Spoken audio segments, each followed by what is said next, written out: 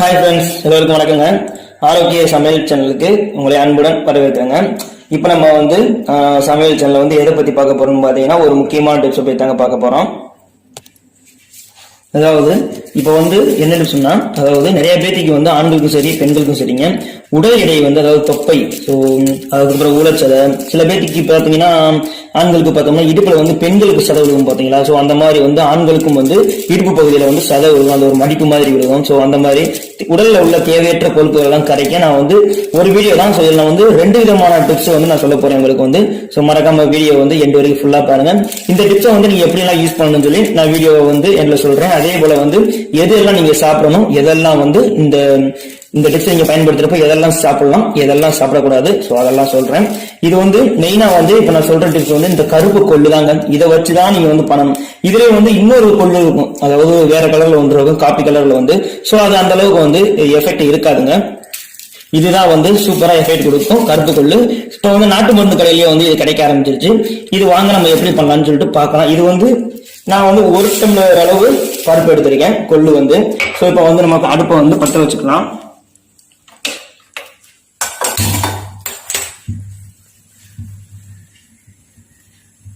இப்போ அடுப்பு நல்லா சூடாயிடுச்சு. அதுக்கப்புறம் இதை நம்ம போட்டுக்கலாம். போட்டுட்டு நல்லா வறுக்கணும். ஸோ கருக விட்டுறக்கூடாது, கிண்டிக்கிட்டே இருங்க. ஒரு 2 மினிட்ஸ் இருந்தாலே போதும். நமக்கு நல்லா வறுக்கணும். கரெக்டாக ஒரு 2 மினிட்ஸ்ல 3 மினிட்ஸ் தான். ஏன்னா கொள்ளு கலரும் கருப்பா இருக்கு. ஸோ கருவா நமக்கு தெரியாது.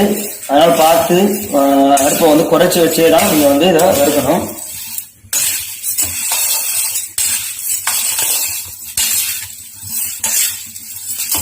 லைட்டா வாட வர ஆரம்பிக்குது.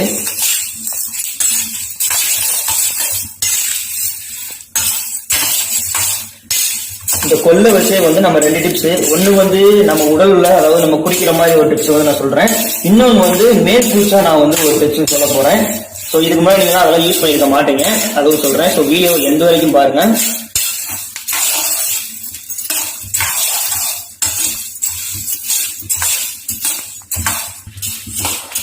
இப்போ வெடிக்க ஆரம்பிச்சிருச்சு. அது வெடிக்க ஆரம்பிச்சுட்டு பொரிஞ்ச வாழை வர ஆரம்பிக்கிற ஸ்டேஜ்ல நம்ம கொள்ளை ஆஃப் பண்ணிடலாம். இதுதான் வெடிக்க ஆரம்பிக்குது, இன்னும் வாழை வரல.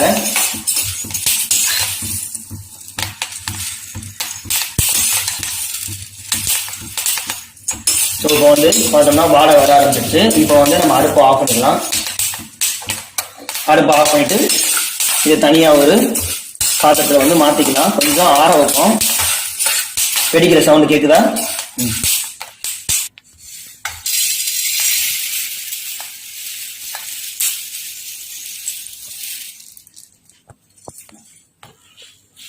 இப்போ நல்லா சூடா இருக்கு. இதை இப்ப லைட்டா நம்ம ஆற வச்சுக்கிடுவோம். திரும்ப நம்ம அடுப்பை பற்ற வச்சுக்கிட்டு அடுப்பை குறைச்சி வச்சு இன்னும் ஒரு 2 பொருள் வறுக்க வேண்டியது இருக்கு.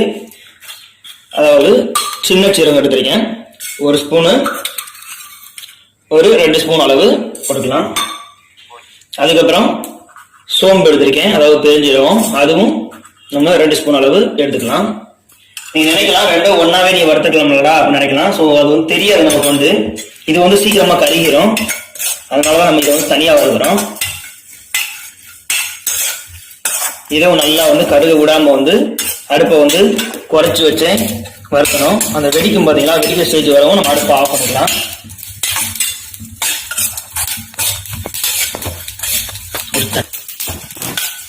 இப்போ பாத்தீங்கன்னா நல்லா வறுத்துட்டோம்.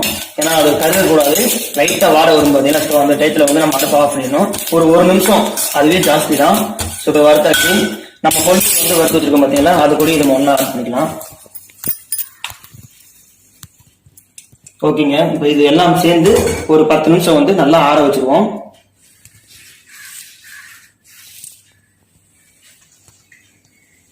இப்போ பாத்தீங்கன்னா இது நல்லாவே ஆறிடுச்சுங்க. இதை நம்ம பொடி பண்ணிக்கலாம். ஒரு மிக்ஸி ஜார்ல ஆட் பண்ணி பொடி சேர்த்துக்கலாம். அதை பொடி பண்ணிக்கலாம். அதாவது ஒரே 1 டம்ளர் கருப்பு கொள்ளு எடுத்துருக்கேன். சின்ன சீரகம் 2 ஸ்பூனு, அதே போல சோம்பு அதாவது பெருஞ்சீரகமும் 2 ஸ்பூன் அளவு எடுத்துருக்கோம். இப்போ வந்து நம்ம வந்து பொடி பண்ணிடலாம்.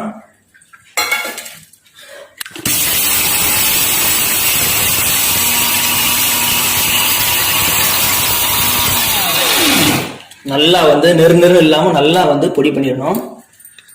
இன்னும் கொஞ்சம் அரைச்சிக்கலாம்.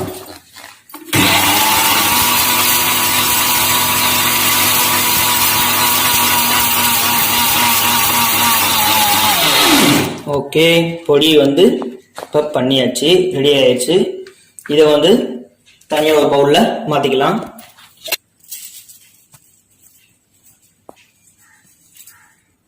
இப்ப பொடி ரெடி ஆயிடுச்சு.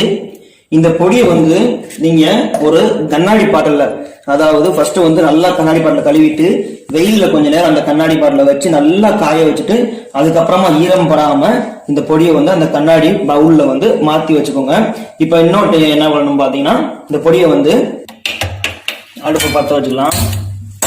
இப்ப வந்து இதுல ஒரு 1.5 டம்ளர் வந்து தண்ணி சேர்த்துக்கிறேன். 1.5 டம்ளர் போதும். 1.5 டம்ளர் சேர்த்ததுக்கு அப்புறமா நம்ம அரைச்சி வச்சிருக்கோம் பாத்தீங்கன்னா இந்த கொள்ளுப்பொடி, இதுல இருந்து ஒரு 1 2 ஸ்பூன் அளவு போட்டுட்டு இதை நல்லா வந்து கொதிக்க வச்சிருங்க. நல்லா கொதிக்கட்டும். நல்லா கொதிச்சு இது வந்து நமக்கு வந்து ஒரு 3/4 டம்ளர் இல்ல 1 டம்ளர் அளவு வந்து வர்ற அளவுக்கு நல்லா கொதிக்க வச்சு வத்த விடணும். லெமன் சேர்த்துக்கலாமா? வந்து பாத்தீங்கன்னா நல்லாவே வத்திக்கிட்டு வருது. இன்னும் ஒரு 2 மினிட்ஸ் 3 மினிட்ஸ் தெரிஞ்சுன்னா ரெடி ஆயிரும். கொஞ்சம் குறைச்சி வச்சே தான் பண்ணணும். கூட்டி வச்சிருந்தீங்கன்னா அது பொங்கிடும். ஸோ நான் குறைச்சி வச்சே நல்லா வத்த விடுங்க. இப்போ இதை கொதிக்கிறதுல வந்து கரெக்டா 1 ஸ்பூன் அளவு லெமன் சாறு எடுத்து வச்சிருக்கேன். ஸோ 1 ஸ்பூன் அளவு கரெக்டா போதும். இதை இந்த டைம்ல ஆட் பண்ணி நல்லா கிண்டி விட்டுருங்க. 1 ஸ்பூனுக்கு இன்னொரு ஸ்பூன் கூட நீங்க சேர்த்து ஊத்திக்கோங்க, இன்னும் பிரச்சனை இல்லை. இன்னும் ஒரு 2 மினிட்ஸ் தாங்க, ரெடி ஆயிரும். லெமன்ஸ் பிழிஞ்சதுக்கு அப்புறமா ஒரு 2 மினிட்ஸ் நல்லா கொதிக்க விட்டுட்டு ஆஃப் பண்ணிடலாம். இன்னும் வந்து ரெடி ஆகலை, இன்னொரு 2 மினிட்ஸ் ஆகும். இப்போ வந்து பாத்தீங்கன்னா இதை நான் எப்படி சாப்பிடணும், இதை நான் என்ன பண்ண சொல்றேன். ஸோ இது சாப்பிட்றப்ப நம்ம எது பயன்படுத்தக்கூடாதுன்னு சொல்றேங்க. அதாவது காரம் இனிப்பு கட்டாயம் சேர்க்கவே கூடாதுங்க. இனிப்பு அதிகம், அதாவது லைட்டா சேர்த்துக்கலாம், அதிகமா சேர்த்துக்கவே கூடாது. ஸ்வீட் வகைகள் சாப்பிடவே கூடாதுங்க. அதுக்கப்புறம் பார்த்தோம்னா பால் வகைகள் உணவுகள் சாப்பிடக்கூடாது. அதுக்கப்புறம் புலால் உணவுன்னு சொல்லுவாங்க பாத்தீங்களா. ஸோ அந்த மாதிரி எந்த உணவும் வந்து நீங்க சாப்பிடக்கூடாது. காரசாரமான உணவு, எண்ணெயில பொரிச்சு வச்ச உணவு, இந்த மாதிரி எதுவுமே வந்து நீங்க வந்து சாப்பாட்டுல வந்து சேர்த்துக்கவே கூடாதுங்க. அது போக வந்து சாப்பாடு டயத்தை மட்டும்தான் நீங்க வந்து சாப்பிடணும். கூட இந்த பஜ்ஜி அந்த மாதிரி எதுவுமே நீங்க சாப்பிடக்கூடாது. காலையில ஒரு சாப்பாடு சாப்பிடுறீங்களா, அதே போல மதியம் சாப்பாடு டைமா, நைட் சாப்பாடு, இந்த டயத்துல மட்டும் தான் நீங்க வந்து சாப்பிடணும். மற்ற டயத்துல கூட எதுவுமே வந்து நீங்க எடுத்துக்கிறவே கூடாது. இதை சாப்பிட்றப்ப வந்து இன்னும் மெயினா ஒண்ணுங்க, இதை குடிக்கிறப்ப வந்து நீங்க பகல்ல வந்து தூங்கவே கூடாதுங்க. அப்படின்னா தான் இது வந்து ஒர்க் ஆகும். பகல்ல மட்டும் நீங்க தூங்கவே கூடாது.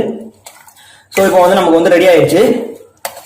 அதாவது 1.5 டம்ளர் தண்ணி ஊற்றணும். இது நல்லாவே வந்து 3/4 டம்ளர் அளவுக்கு வந்து நல்லாவே வத்திருச்சு. இப்போ வந்து நம்ம அடுப்பை ஆஃப் பண்ணிடலாம். அடுப்பை ஆஃப் பண்ணிட்டு இதை வந்து லைட்டா வடிகட்டிடலாம். இப்போ இதை வந்து நம்ம வடிகட்ட போறோம்.